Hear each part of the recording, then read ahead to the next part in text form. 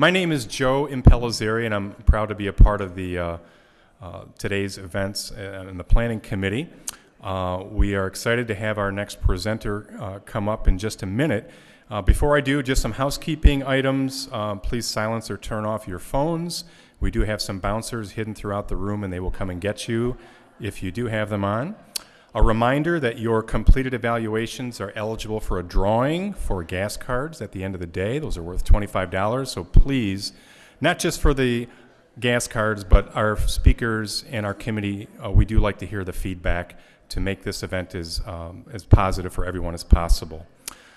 All right, we are about to begin, and before we do, I want to invite our sponsor for this session up to the stage, Christopher Kelly. And he is coming up here because he is personally sponsoring this particular session at the conference. Chris is a Plan Giving Roundtable board member. He is a past president, current chair of the Mentor Program, and he serves on today's Development Day Conference Committee. So, Chris, thank you.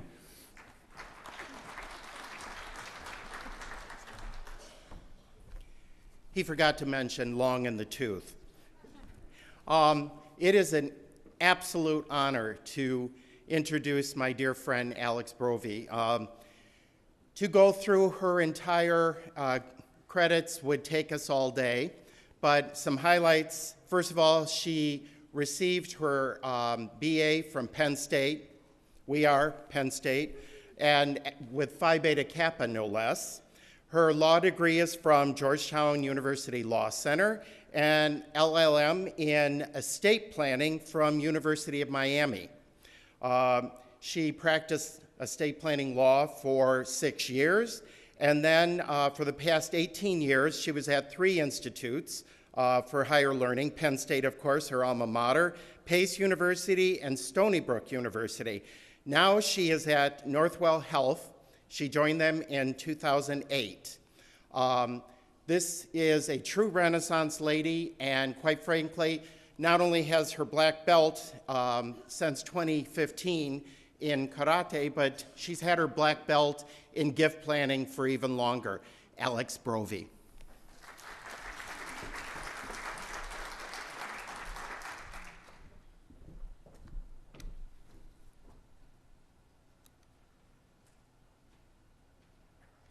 Can everyone hear me okay? So good morning, everyone. I didn't realize it was going to be the Chris and Alex show at 8 a.m. and again at 9:45. Chris got to hear me do this presentation at another location around the country a couple months ago, and I'm going to struggle to get everything done in the next hour because really this takes a little bit longer. But if I do what I did in the last presentation and put my elbow down on the right spot on the fast forward key, we'll fast forward through a couple of belts just like I did last time, and we'll get done on time.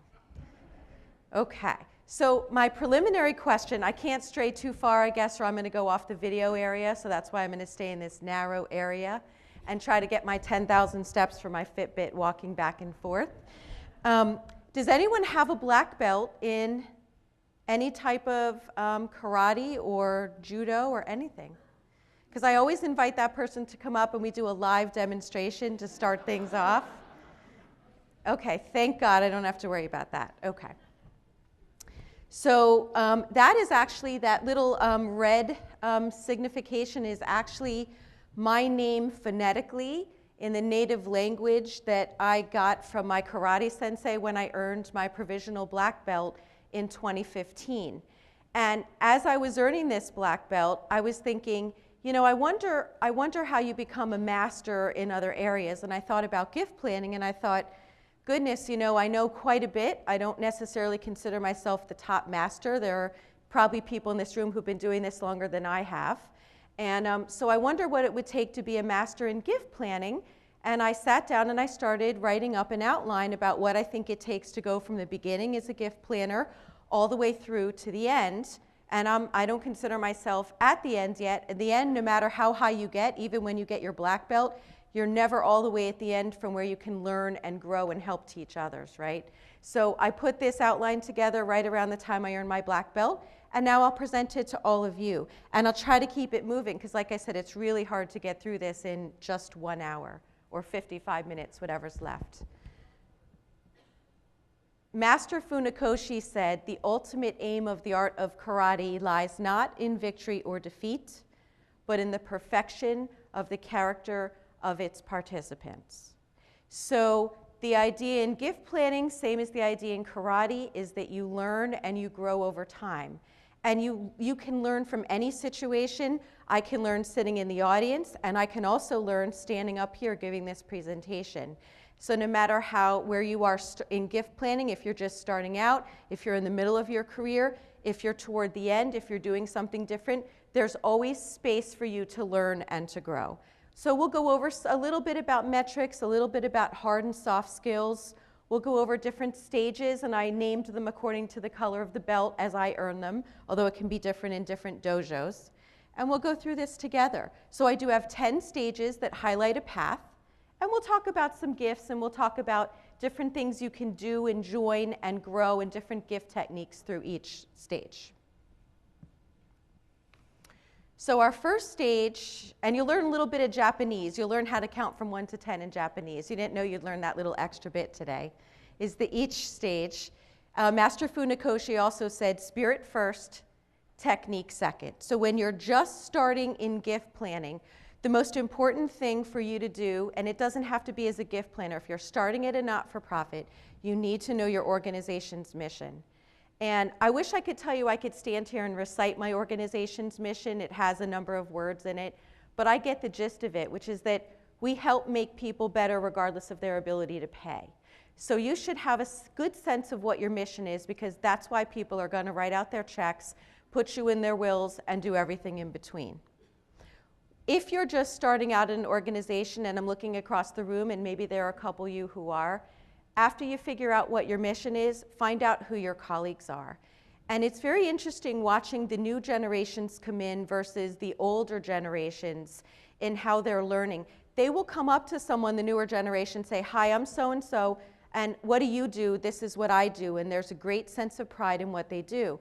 And so it's a matter of finding out who all of your colleagues are. I spent time at Penn State. I had 350 colleagues. I got to know them all.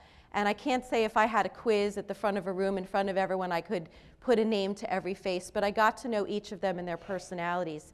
They are the keys to your success, your major gift colleagues. And for any major gift colleagues who are here, know that you're the key to success. It's your donors who we're going to be working with at times, and we want to help you, and we want to help your donors.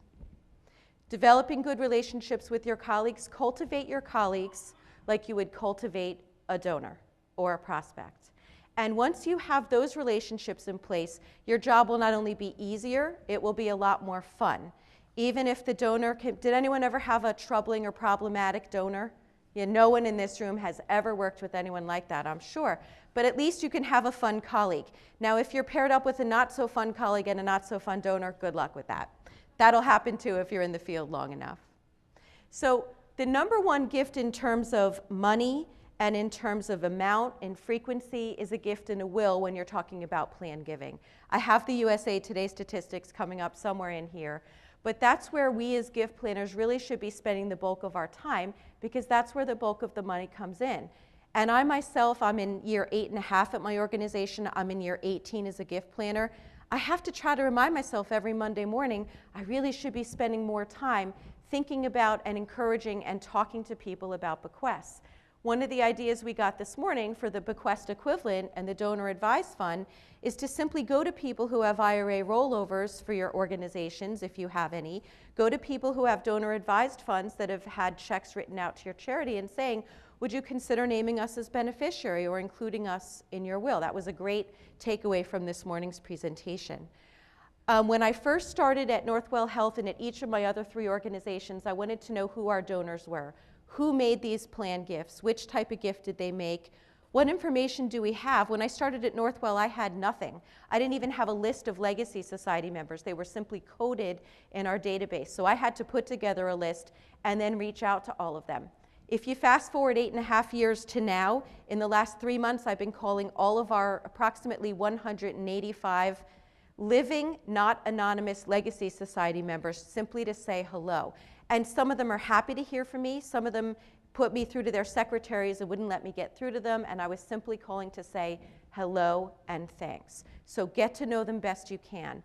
If anyone would like a list of the 7 profile questions that I use when I profile all of my donors once they've told me that they have left some type of planned gift, bring me your business card at the end of this presentation and just write 7 questions or something on it, and I'll send you all an email tomorrow or Friday with those questions. These are questions I ask of anyone who tells me they have a gift for Northwell in their will or in any other form, and I go through all of these questions. One of them might surprise you because one of them is, what other organizations do you give to? Why would I ask a question like that when I'd like them to give, let's be honest, all of their money to Northwell? Because I'm realistic and I know that very few, it's such a tiny percent of the estates we've gotten in the last couple years. I did a data look at did a data spread of the estates. A tiny percent have only given to us. Most of them have 2, 3, or 4 beneficiaries. So I want to know right away, and I want them to know we respect them as a donor. We know they have other interests. And besides, what's that phrase, know your enemies? It's nice to know where else they're giving, so I can certainly share with them, these are all the great things we're doing. I'm from New York. My organization is in New York. A lot of our donors give to 2 or more healthcare organizations in New York City, because we have some good ones, not necessarily all the good ones, some of them are right here, but we have some good ones, so I just want to know where we stand. So that's one of those 7 questions. And here's how I start a conversation for every time I talk to a donor. And I do say donor because I do have to qualify this in a way. When I took a look at our estates and all the people who gave to us, more than 50% had never made a single gift to Northwell during their lifetime. Let me say that again. More than half of the people who left us in their wills had never given us $1 during their lifetime. So my boss was astounded by that. I was not as astounded because I know that's the way it goes. Apparently I'm not alone. For some large New York City charities, they have the same thing. My boss wanted to know, how do I market to the people who've never made any gifts? I say, well, it's interesting because a lot of them were in our marketing cash in our area, but they never let us know that they put us in their wills, but I still have to reach out to them in some way, and I still want more people to do this. What's more important, knowing that they did it or having them do it? Having them do it, right? In the best of both worlds, we'd like both things, but I'd rather know that I'm getting the word out to people. And then there's a difference between listening and hearing. So right now, some of you are listening, some of you are hearing, and some of you are zoning. And we all have those moments where we need to zone because that resets our brain. You just don't want the speaker to be zoning too much. So listening means you're really hearing what the person is telling you without thinking of a response before they finish. And it's very hard, and it's a skill that you have to cultivate. And as the firstborn Italian of a firstborn Italian woman of a firstborn Italian woman, I really had to retrain my brain how not to interrupt, and that's still a work in progress. So donors want to be heard, and sometimes our older donors who are lonely and don't always have an audience can go on and on and on. I was on the phone with a woman one time, and I know she forgot I was on the other end of the phone. And you know, your phone can keep track of how many minutes you're on, some of those phones. At 27.5 minutes, I finally said something in response to what she was saying, and she paused and she went, oh, hello there. And so now I've learned who those people are when I make those calls. I have things I can organize on my desk. I have little squeegee things and things that I can do. And if I'm making the person happy just for a couple minutes and they know I care, that's the whole purpose of that call. It's a stewardship call, pure and simple. Here's our Giving USA data. It may be the most recent data, or there may be data a little more recent than this one, because I think the number actually went up a little bit. But charitable bequests actually ticked up from 8%, for those who have been watching this number for a number of years, to 9%. I think that's a combination of we got a couple bigger gifts, and it's one of those things like your totals of gift planning dollars. If you have a really good year, but your organization doesn't, then your percent goes up a little bit, and it looks like you did harder work and you should demand a raise right away or a promotion.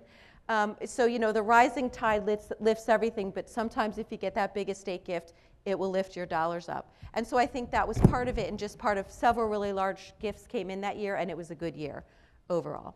But I try to always remind myself, did I spend at least 50% of my time this week or this month or this year on bequests? And I find myself falling short. So the advice I give to myself, which I'm sharing with you, is go back and figure out every day, what can you do to encourage one bequest. Either talk to a colleague about a particular donor, think about something you could put in your marketing materials, call a Legacy Society member and confirm something.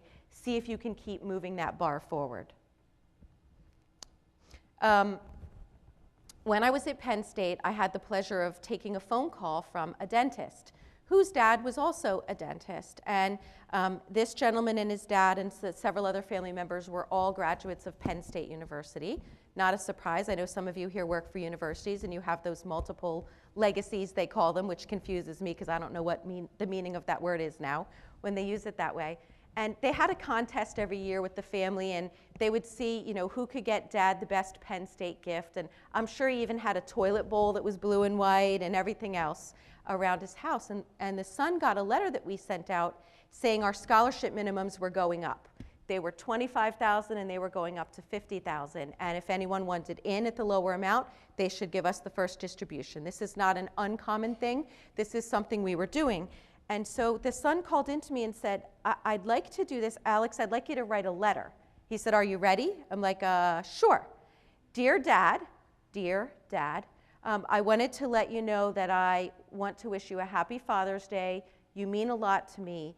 And my gift to you this year is going to be to set up a scholarship fund in my will in your name, and I'm going to make the first distribution this year so that there is a scholarship fund going out in your name and your honor. I'd like to think he won the family contest that year. I would certainly have voted for him. And I thought, how touching and how wonderful. And I learned a lesson that day from my donors. My donors have some great ideas. And sometimes they just have to pick them up and share them with you, and together you can make it happen. I also have to assume his dad was really happy about that particular gift. Chris and I already spoke a little bit this morning about CGP and the national body, so I'm going to let that one go. And in the interest of time, keep moving on. Don't worry, all the belts don't take that many minutes. We're good. Your second word that you're learning today, if you don't know Japanese, is ni. That means number 2. This is our second belt. This is a quote from Warren Buffett. Does anyone use a tree as their logo for their Legacy Society or in their particular organization? A couple people.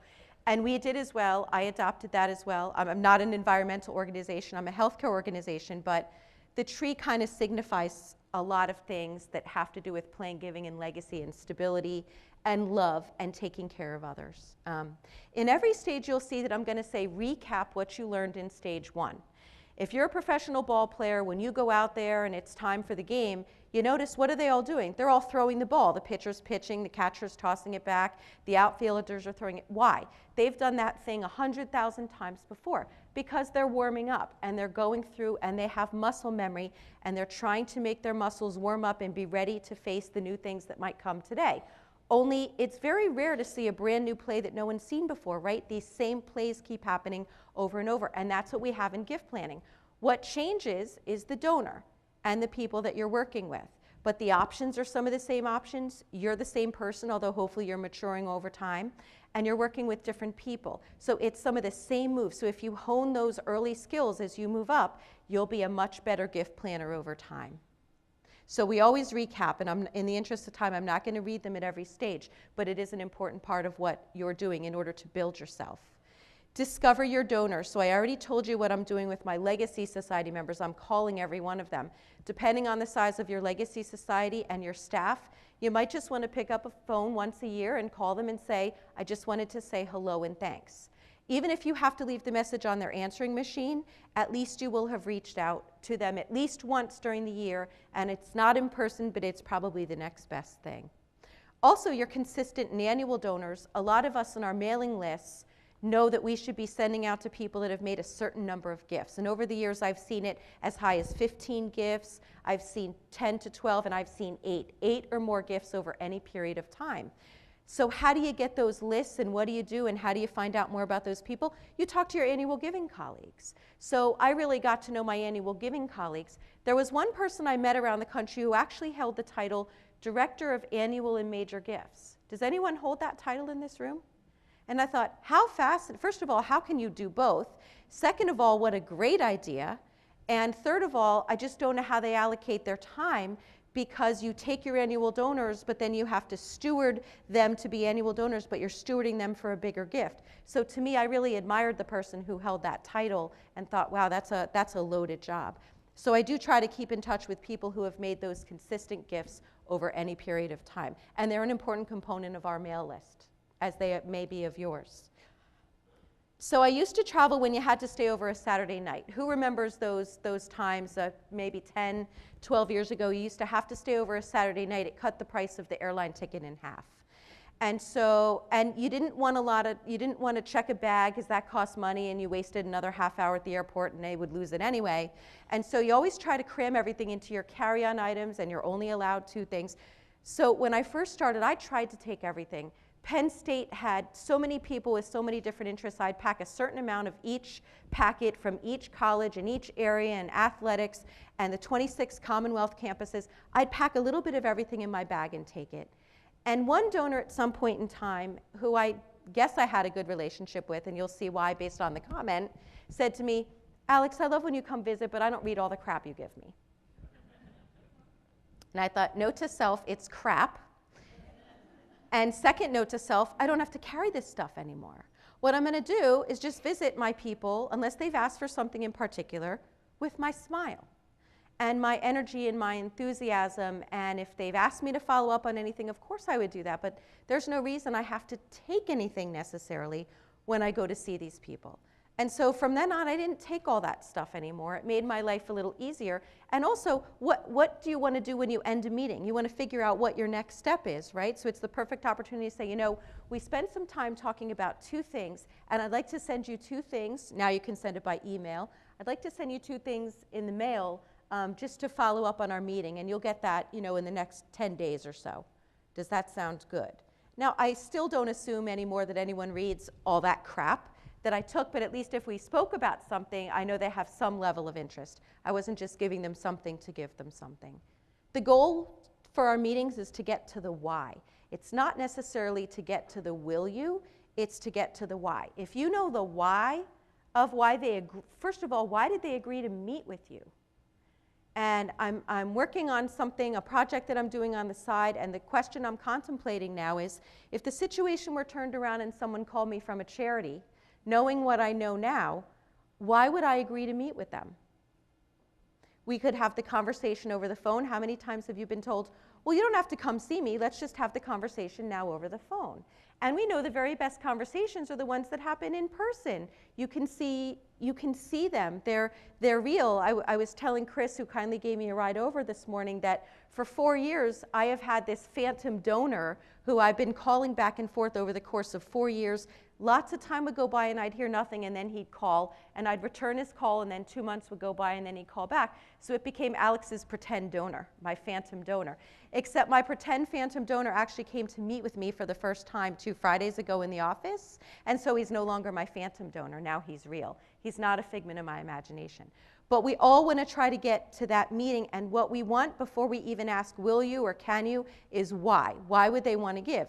At some of your places where the mission is very clear, and it's very clear what they're going to give for, and you don't have a multifaceted organization, you may get to that answer a lot quicker. But at places that some of us are, they could give to a number of different things. You don't know what's driving them. I called a charitable gift annuitant at one time to see if they might want to do another one, and they said, well, no, the only reason I did that is you took care of my brother, and I wanted to make a gift in honor of that care, and I chose the gift annuity because I got your mailing on the day I was planning to do it, and I don't ever plan to do that again. So I know the why, because they wanted to honor the care given to the brother, and I know now that I don't have to spend my time on that person. I can allocate my resources in another way. So I appreciated that donor's particular honesty. Maybe we just have very honest donors in New York, I don't know. I like when they're very clear with me. Do you want to keep going after a person who's really not going to make a gift? No, because what happens? Your bosses say, Alex, what are the chances this guy's going to make this amount of gift by the end of this year? I don't know, it becomes very hard to tell. So I do appreciate when donors are honest, and I try to help them realize with me they can be very honest and frank as to what they want to do. I'm going to skip the interaction about what people bring to a meeting, but I will share the most interesting thing I heard from someone in Connecticut who worked for an animal organization. I want to say it was the ASPCA, is with the donor's consent, they bring a cat with them to their visits. And I thought, what am I going to bring? A sick patient with me, a doctor that they may or may not appreciate having? So I thought that was a wonderful thing to bring to the meeting. If you have to bring something, you might as well bring a cat. I have a touching story that involves one of our founders of our hospitals. Founders of your organizations, if they're still alive, are key. They hold a lot of sway. Their name might be on your organization.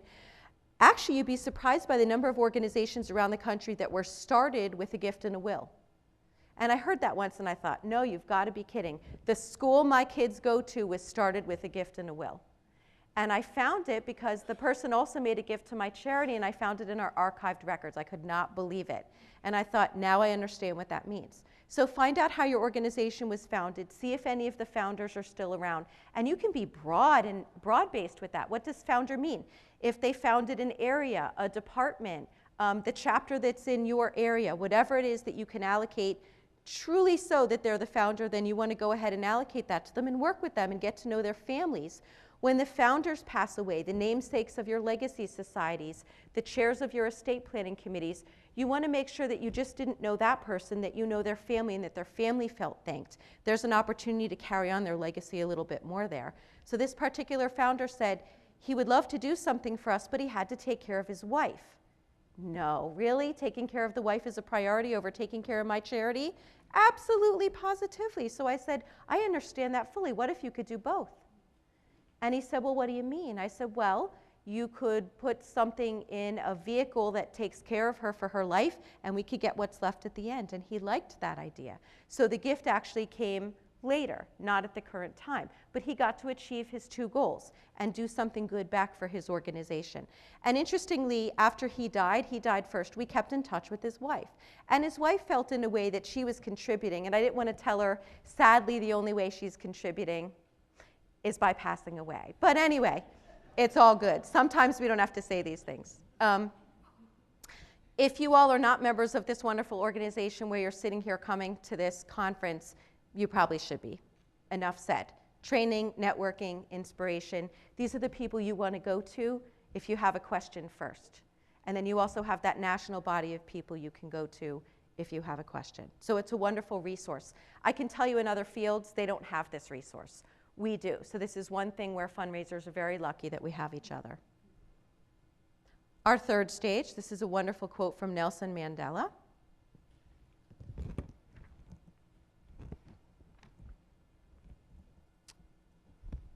So you always recap the prior stages and what you learned. So form your own network. When I moved to New York City, I thought, how could anyone, I worked at Penn State, I graduated from there, I lived there, I understood inherently why people gave. I went to that school. Then I moved back to my big bad city of birth and thought, what are these New Yorkers going to do? They can't possibly care about their charitable organizations like Penn Staters did. Thankfully, I was wrong, and they do, and so do your donors, care about your organizations just as much. But I didn't know what to do when I moved into healthcare because I thought, I've been in education. What do I have to do? Solicit doctors? What am I going to do? How do I market? Is this really any different than things I've already learned? So I formed my own network. I found a couple other people who were gift planners at other healthcare and hospital organizations, and we met quarterly. And at the beginning, we had an agenda and a plan, and by the end of our time, and it did wear off at some point and we stopped meeting, we were trading marketing ideas because that's what it came down to, and we realized that's what was important.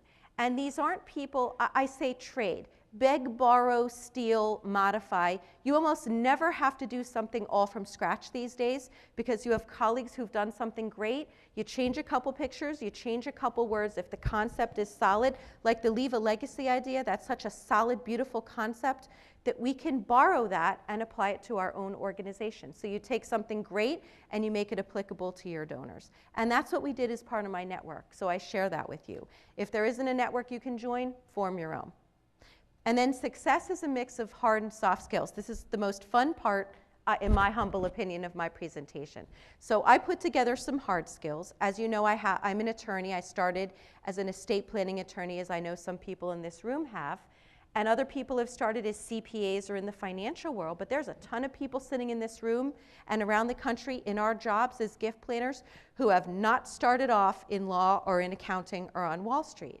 So you can come to this field with all kinds of skills. So I tried to list some technical skills. You can learn technical expertise. You can't learn to be a good patient person, although you can learn to listen, but you can learn technical skills. So these days, if I had to train someone new, I would take someone enthusiastic and willing to learn. What I want to actually train is the person I was, although I was a little bit older. I want to train the person who the donors view as their grandchild. Even the ones who never had any children sometimes viewed me as their grandchild. And that's good. Grandchild status is favored. That's what you want because they answer your phone, they give you little boxes of chocolates, and they want to do something and they want to make you happy. They sort of adopt you. And if that's the way you can bring them into your organization, of course, you don't actually want to become their grandchild unless you hear that they take all their grandchildren on a first-class paid trip to Paris for 10 days. And I did volunteer to be that person's grandchild, and they said I was a little too old. But these are the things that you use whatever you have in your best way. So young, enthusiastic people have that advantage, and they can be taught technical skills. And then we have some soft skills. And I dare say that we are all judged by our soft skills before we're judged by our hard skills. Now, Chris read off the fact that I have 3 degrees, so you all know that. But most people who simply call me on the phone have no idea that I was an attorney. They don't know, they don't care, they get to know me as a person, and they're judging me by my soft skills. And these are some of them, and look what number 1 is, and that's intentional. Being a good listener. If someone calls, why are they calling? You need to figure that out pretty quickly. Or in my case, what was the problem? So I don't know about those of you who don't work at healthcare institutions, but I have gotten a call and things in the mail, and the call came through one time, and I said, "Hi, good morning, this is Alex Brovey. You killed my mother." And I'm thinking, well, as bad as I thought the day had started before that call, I think the day could be worse. And so I let the person talk about how her mom passed away in one of our facilities and just spent the time listening. Patience is very important. I told you about my phantom donor who didn't exist anywhere but in my own mind until he actually walked in the office. Collegiality, that's the first thing we spent time talking about, was how important it is, your relationship with your colleagues. And then responsiveness. In this day and age, people are amazed when you tell them you'll get back to them, and you do. That shouldn't be an amazing feat. That should be expected. That's like the bottom level that you could possibly do. So since everyone in society has let everyone down and we all promise something and it doesn't happen, let's be the ones that make it happen. And even though it shouldn't, let's impress our donors by saying, I'm going to get something to you in the mail by next week, and maybe they get it on Friday. And then they're happy. So let's what is it? Under promise and over perform. Is that the right phrase? So this is the part where you get to share a little bit of feedback, because I have a list of other skills, soft skills that people shared from around the country every time I presented this that I want to share with you. But I want to see if you just want to raise your hand or shout out a soft skill that you feel is important. See if you all, there's lots that are missing from that list of 4. Do any of you have one you'd like to share with the group? And I'll repeat it after you. Curiosity was given. That's a good one. Let me see if that's on my list. I have to take my glasses off to actually read. It's not on my list, so you now get a Detroit area soft skill on the list. Good job. Okay. Anyone else? Now I got to put the glasses back on. Yes. Empathy, I heard. That one is on here. Thank you. Yes. Honesty. Goodness, if that's not on here, shame on all of us, right? Detroit gets 2. Come on, we're going to up the score here in Detroit. Yes. Persistence. So that goes along with patience, but it's a little bit different because patience is sounds kind of passive. Persistence sounds a little more active. It's like the difference between, what is your title? Are you director of plan giving? And I'm not making fun of anyone who has that title because I had that title, but to me that kind of meant, that was 20 years ago when I sat in my office and waited for the phone to ring. No, I'm a director of gift planning. I'm an active person going after stuff, so I'm adding persistence here. Thank you. I saw more hands. Yes. Tenacity, so that goes along with the persistence, but it's almost a little stronger. Tenacity and persistence are also, by the way, all of these are good skills to have with who else besides our donors? Our colleagues, and dare I say, our supervisors. Okay. Any more? I see 2 hands in the back. Mm-hmm. Character and? Character and kindness. And let me read you the other ones. Humility. The one that I like the best that really should be number 5 on here if I had room. sense of humor.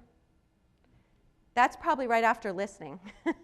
The "you killed my mom" thing was not very humorous when it came in. It's still not humorous, but you gotta kind of let it go. You gotta kind of let comments like that go. Someone said use the phone. I guess at their particular organization, no one ever calls anyone anymore. They email and text. Empathy, which was mentioned. Flexibility. And here's one that I thought was great, charm.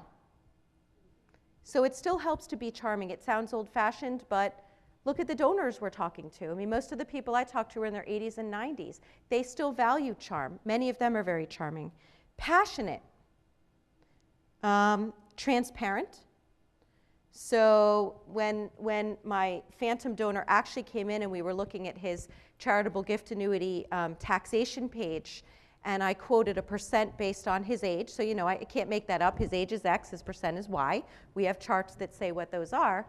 He said, "That's not what you told me." And I got very nervous and the blood started dropping out of my face. And I said to him, "I am not a bait and switch type of gal." I said, whatever your age is the rate. And he pulled out a couple newsletters that I had sent to him that quoted the rate for persons one age older than he was. And he said, "My mistake, I was looking at the wrong thing." Because I just thought, oh my gosh, this gift is big enough and this donor was phantom enough. I don't need him to really become a phantom when he leaves the office. And authenticity, if we didn't say that already. So those are all the skills. And there are more hard skills, clearly, but you can see these soft skills is how people value you and why they want to continue a relationship with you as opposed to someone at another organization or not at all.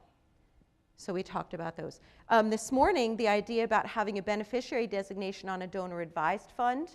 Another one is a POD on a bank account. These aren't things that we think of in the first line of how do we work on this, but they come under the bequest. The bequests and beneficiary designations, the timing, the countability of this in terms of your numbers is probably the same. The timing of when the money comes is at the end of life. Life insurance policies, interestingly, in my personal opinion, if they're paid up, are the best type of asset. As long as the company is going to be around and they're paid up, you know it's coming. A gift and a will, my good friend Mike Romero at the Baptist Foundation, they have more bequests than you can imagine. But the problem is many of his donors pass away with nothing left in their estates. So you never know what's going to be left when someone passes away. Same thing with the beneficiary designations. Same thing with the IRA rollovers. It took me till last fall to go back to all the people that have made those gifts and say, would you consider designating us as beneficiary on this IRA?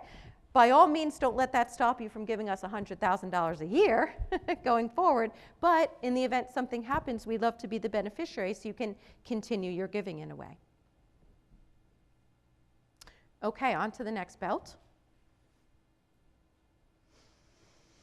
Always recap the prior stages. Read. So Penn State published 4,972 things a day, it seemed. And I would try to keep up, but my reading pile would just do this constant surge up until I took a pile home or on a flight or over the weekend and tried to read it. The reason why I read all that is because our prospects and donors, some of them, are reading that stuff. Now we not only have the stuff that's published, so the pile's a little smaller, but we have all the online stuff. And then we have all the online stuff everyone sends us. So I have an estate planning committee, some of you may as well. I'm on a lot of their mailing lists too, so they're sending me stuff. I get a couple of those things a day. I find it really helpful when there's new legislation coming out or what they think the projections might be for the following year, because then I'm getting multiple viewpoints of what's going on and I can sort of summarize them from what other people do. But it's really important to know what's going on at your organization. I don't know whether you've ever been in the position to take a phone call where someone says, "Hi Alex, I got your letter," and it actually wasn't a letter I sent out under my name, it was the annual giving letter or the letter from the dean or the letter from the, you know, so we can't know everything, but I'll say to them, can you describe which letter? What's the date on the letter and who wrote the letter so that I know what you're talking about? Because donors don't always know to use words like charitable gift annuity. They say, that gift thingy that gives me money or something like that, and you have to interpret that because they're not remembering the specific words. That's why we probably shouldn't go around saying to a donor, so would you consider a gift annuity today? That doesn't mean anything to them. Say, do you want to achieve 2 goals? Get yourself an income stream and be a donor today? And most of them are like, yeah, tell me more about that. So you need to read. You also need to take your donors as you find them. Would I have liked my phantom gentleman to come see me shortly after our very first call 4.5 years ago? And would I like that gift to have closed? Would I like to be talking to him about a subsequent gift annuity now, or a gift in his will, or something else? Yes, but that's not the way the ball rolled in that particular case. So we take them as we find them. I find that I probably get more than my fair share of quirky donors. And in hindsight, that's where your sense of humor and your patience and your collegiality actually comes to benefit you. If you can deal with the quirks, figure out the why, answer their questions, and be responsive, eventually you can usually get to a gift. You just have to work on it and be persistent. I think someone said that in this room. I don't want to spend a lot of time on charitable gift annuities because I know some organizations don't have them. Know that there is a program. Is anyone here from the local community foundation by chance? Yes, and not to put you on the spot, but does the community foundation have a charitable gift annuity program? And can the other organizations, can their donors participate and have it allocable if they're a qualified 501c3? So there's your option if you don't have your own gift annuity program. Beware about giving gift annuities to any of your donors who live in New York, because technically speaking, you are then governed by New York law, just so you know, and New York can and may come after you, your charity. And it's very hard to get a charitable gift annuity program started or going in New York. But I just want to let you know. Now, if you're talking about a very major organization with a huge pile of people in New York, it might make sense to go that route. If not, and you're talking about locally, rather than go through all that time and administrative hubbub and trustees' consent and all that, you have your local community foundation that can help you. If I skip down to the bottom and we talk about webinars, I think webinars are one of the greatest inventions in this world. You can sit at the very place where you do your writing, your thinking, your thanking, your calls to donors, your discussions with your colleagues. You're right there at your desk or wherever your area is, and you can tune in or out as you need to. It's a great time to clear out your in-mail box. It's a great time to get everything in the nice, corners on your desk. You might want to eat a sandwich while you're listening, but still, you're multitasking and you're getting that piece of information. I always get a couple of ideas from every webinar I listen to, and some of them are free. So if you do have advisors that you work with, some of their companies put on webinars and they don't cost anything. So you can get training right there in your office, right there where you sit. So I highly recommend them. Even the ones that are lower cost, go in with a charity. I purchased a webinar from PG Calc. Some of you might be familiar with that particular company. And I invited a couple of my colleagues. You purchase it once and you have other people come. I did the same thing with something from Pantera. So I created my own group, paid one price, invited my colleagues. We created a lunch and learn, and we had a wonderful little group discussion for $100. You can't beat it. It's a really good use of your time and your money. Since we have a metrics task force at the national level, and since metrics just make my insides want to shrivel up into a raisin and go poof and go away, I'm not going to spend a lot of time on metrics this morning, but we know that we all have to be measured, and that's because the corporate world has come into the not-for-profit world on an even greater level than it ever has been before.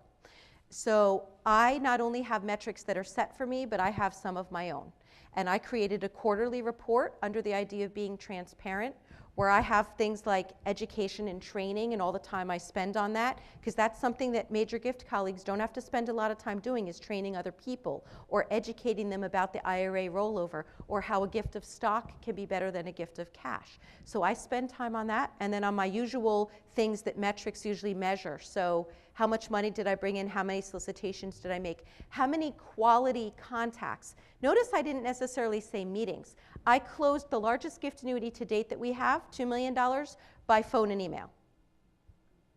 There was absolutely no in-person meeting. 2 years later, I met the person and thanked them in person. So that kind of stuff can happen these days with technology. I did list some metrics that came from CGP from a couple years ago, but again, stay tuned because those are going to be revised. And then set your own goals. So if you're the director of gift planning or you work in that office, there's no reason you can't have a number of new Legacy Society members as one of your goals. It doesn't matter whether that's a trackable goal at the higher up. What matters is, are you doing your job, which is finding new people that are putting your organizations in your will or making some type of gift. And don't forget all those donors of the blended gifts. And I had some scenarios to talk about. If I fast forward a little bit, so if a donor wants to give a little bit now and has something for a bequest later, that's a member of your legacy society, right? And probably a member of one or more of your annual giving societies.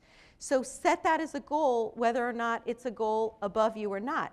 And then track it. As a matter of fact, campaigns to get a certain number of legacy society members, either multi-year or in one particular year, are very popular, and they work. Early on, I tried one at Northwell before I knew my donors, before I had those relationships sealed with colleagues, before I knew the people in our finance department, and I set a goal of 100. And I sent out marketing, and I talked to people, and I talked to colleagues, and I opened up all those old files, and I found 100 people in that year. And if that's a little bit too high of a number, set a goal of 12. That's one a month. Try to get one new Legacy Society member a month. There's a wonderful book. There are several books with donor-centered fundraising in the title. So if you Google them and find them, I recommend most of them because I think I've probably read most of them and have them on my bookshelf. At the very beginning, I said to you, pretend you were the one getting the call from the charity. Why would you agree to meet with this person or talk to this person or consider a gift? That's putting yourself in the donor's shoes, right? And if you do that with everything, so every time I send one of my newsletters out, which is 2 or 3 times a year now, and it's still in hard form and then by email, I get it and I sit on the other side of my desk, or I sit at home in my chair where this is what your donors are doing, and I open it up and read it as if I got it, not as if I wrote it. And boy, can I find flaws and things I love and things I hate, and why did they do this, and this is the best person they could feature, or I don't understand what that term means. If you read something you wrote as the recipient rather than the writer, you will see it in a new light, I almost guarantee you. And one sign of growth is to take a letter that you wrote 2 years ago, 4 years ago, 10 years ago, pull it up on your screen. It has to do that, you know, it has to read whatever it's called to get it to read it in Word now or whatever the program is, and read it. I bet you can make that letter 100% better. But you already have something to start with that might look familiar to some of your donors who've been getting that letter. I sent out just about the same charitable gift annuity letter every fall and spring for 3 years. I just changed the heading so it said, Happy Fall. And guess what it said in the spring? Yes, Happy Spring, or whatever. So take something that you did, look at it as if you're receiving it rather than what you wrote, and then try to rewrite it. And this is showing you'll see the improvement in yourself and in your skills, and look at it out of donor-centered lenses. You will make it that much more impactful. Seek teachable moments. So we talked about my phantom donor. I love to be sort of a phantom mentor. And I'm formally a mentor as part of a couple different groups, but I find that some of my colleagues really need a mentor. We don't have a formal program at my organization for mentorships, but that doesn't mean that I can't take them on. And even if I don't get their consent, that I can't take them on and help them in some way. So I take them on and I figure out, okay, we just had a full staff meeting. The person mentioned not knowing what to do with the donor. They said a couple little things that made my brain start working. I'm not going to embarrass them in the middle of the meeting and say, did you think of X in front of everyone? I might send them an email afterwards and say, you know, it sounds like you have a really great donor, one of many, I'm sure. And with a couple things you said made me think about some options where you could really get a gift. You could get a gift hopefully this year. Do you want to talk about it? Can I help you in any way? So those are teachable moments where you can take a situation and try to help the person close a gift. Because what do major gift officers need to do? They need to close gifts, and usually by either the end of the calendar year or the end of a fiscal year. I'm going to skip past this story in the interest of time, but the CEO of Verizon started off sweeping the floors. That's a true story. I'm not making that up. And I started off licking envelopes at Penn State with my annual giving colleagues as a plan giving officer, and then calling 120 people a month and hoping to get 12 visits. That's how I started my career. So anytime now I'm directing any staff, any task I ask any of my staff members to do or any of my colleagues to do, I make sure I've done it first. So I know exactly what's tedious about it, exactly what can work about it. I don't know everything that could possibly happen because I haven't had every scenario in my life, but I at least have a sense of what's going on. I never ask anyone to do something I haven't done already. That way I can empathize with the person, I know what the troubles are, and I know how to help. That's my time in the trenches. We have a couple more stages, and I'm going to go pretty quickly here, so with apologies. You always want to go through and repeat and recap what you've learned before. We have an estate planning committee. I'm sure some of you have a plan giving committee or something if you're at a larger organization. Even if you don't, tap one or two people. They might be trustees on your board. They might be volunteers of a committee, and tell them you'd like to tap them and take them out to lunch or bring them into your office or go to their office once or twice a year and simply tell them what's going on at your organization. Good people to tap would be a CPA, or someone in the accounting field, someone in the financial planning field, and an estate planning attorney. And if you can't think of any, look at someone who helped with an estate that you received after the person passed away. There's a name of an attorney who at least was working on a gift that came in. And I always say this little phrase at the bottom, and I say it with my sense of humor. I cannot guarantee you, advisor, a new client, just like you can't guarantee me a new donor. But together we can work together and try to make both of those things happen. I will tell you that a longtime couple at Penn State with no children, I reached out to them. I must have all the phantom donors that exist in the universe, because I would go back and forth with these people by letter, by phone, never get them, never get a visit. One day they called the office and they said, we'd like to talk to Alex about a gift. And I wasn't in. I was out visiting those 12 people that I finally got the visits with out of the 120 calls I had to make to get those. And she said, well, she's not here. She's away. Can we have someone else help you? And the person said, oh, no, I have a relationship with Alex. Now, had you asked Alex if she had a relationship with the person, my answer would have been a definitive, no, I've tried, but I don't have a relationship. But I guess those birthday cards we send out year after year, the messages you leave, they don't go unnoticed. And what you want them to be noticed by is the couples with no children. Those are the ones where it has the most impact, and then everyone else. And then everyone else. Okay. This is probably my favorite quote. You could be the smartest, most intelligent, most knowledgeable person in the world. So what? If you're not going to share your knowledge with other people, if you're not going to do anything with it, then it doesn't really matter. You could be the dumbest person in the world. Actually, the dumbest person in the world has an excuse. They're dumb. They don't know what to do. Smart, educated, knowledgeable people have an obligation to help other people. And this is about the time in your career where instead of going so much to learn for you, you're finding you can help other people more. Doesn't mean you're done learning. You're never done learning. But you can help people more. So we'll always recap our prior stages. Be proactive.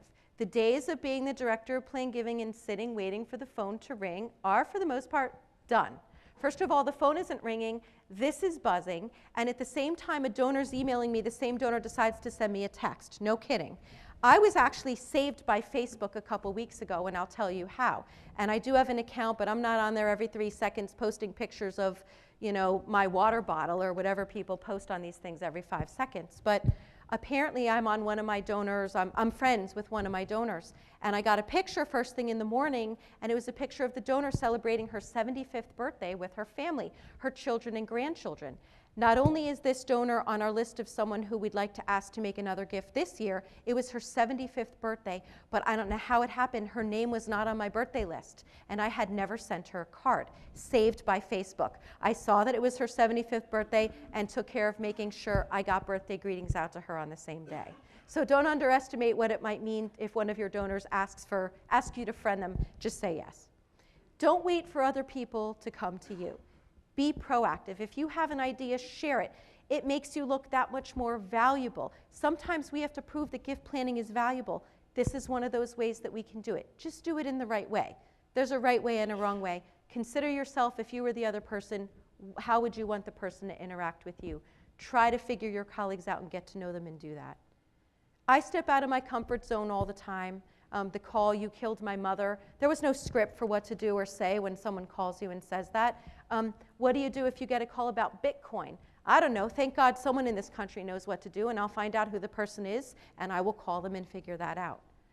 I put a couple blended gifts in here. A blended gift simply means someone's doing something in a couple of ways. It could be now and now in 2 different ways, cash and stock. It could be now and later. It could be later, like a charitable remainder trust and a gift in their will or a beneficiary designation.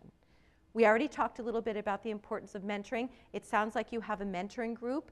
If you feel that you could help other people, why not sign up and take on a mentee this year? If you have an area that you need help in, sign up and ask for a mentor. You're never too old to need a mentor in something, right? We don't all know everything.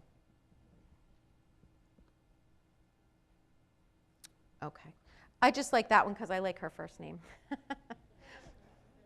However, the quote is also a little bit more poignant. Okay. So be a leader. Don't forget that network of colleagues, not only here but around the country. Maybe instead of you putting on the third training at your organization about why gifts and wills are so important, you ask your colleague, your major gift colleague, who's numerous, one of many, to show how they talk to one of their donors and ask them if they would consider a gift in the will and show how it actually happened. And of course they'll mention that you helped them, and that's a good thing. That's a win-win situation.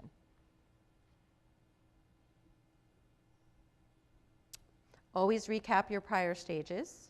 The national organization has a group called the Leadership Institute, people with 10 plus years of experience. If you want to go a little bit further and further your education and further your ability to help new people in the field, write articles, help with the training scenarios that we come up with for the national conference, just know that there's that group and it's on that website that we told you about earlier. And this way you can forge your own path. No one's going to have the same path that any of you do. And this doesn't mean you have to do any of these things I put in this outline in any particular order. You're going to take them as they happen. If the first gift you ever work on is a work of real estate, a gift of real estate into a charitable remainder trust, then that's the first gift you work on. Just don't forget that bequests are a very important part of our monies and what come in every year. Think about where a gift did not happen. If you've been in fundraising for long enough, you have a couple of those. Why? Could you have done anything? Sometimes the answer is no. You did everything you could and it just didn't happen. Sometimes the answer is yes and you rethink it. If anything, I think earlier in our careers, we tend to be a little more aggressive because we don't understand everything, but the things we do understand, we really go after. When you mature a little more and a donor says to you, not now, you don't want to spend your next 5 minutes convincing them why now is a better time. You want to find out why isn't now a good time and when would be a good time for us to resume this conversation. But I can tell you in the beginning, you know, your first thought is, well, why not? Well, how about I asked you for 25? How about for 10? Anything. Can I have anything now? You sound like an auctioneer. Just let them explain why not now and let that one go and spend time on another one. Think about those things that didn't happen and why. And then we get to our last stage, where you want to think about everything you've done and learned before. And now you realize when you get your black belt, what your karate sensei tells you is, okay, now you're ready to begin learning. And you're standing there looking at the belt thinking, hello, I have a black belt. They're like, no, that's all just the foundation. Now you're ready to really begin. So even if you perceive yourself as having a black belt in gift planning, and you very well may, realize that's not the end. It's like a commencement. It's just the beginning. And now you also have a responsibility to mentor other people. You have wisdom. You need to share it. You need to handle things that come your way. Oh, well, if you're so smart, Alex, what would you do in this case? You don't want to be in that situation. You'd rather not, unless you're helping as a mentor. Then you put yourself in your own shoes. And then, in conclusion, I absolutely positively love this quote because I think it epitomizes our lives as gift planners. So I'll give you a moment to read it.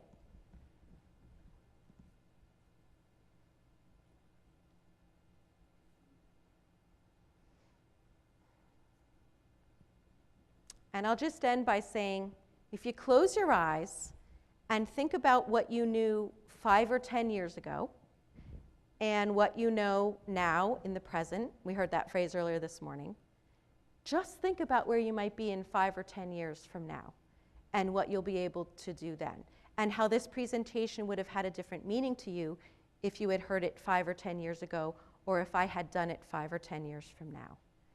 And that's the idea of the black belt. You're never done learning, you always have something more to learn, and you always have something more to give. And I thank you for being a wonderful audience this morning. Thank you very much.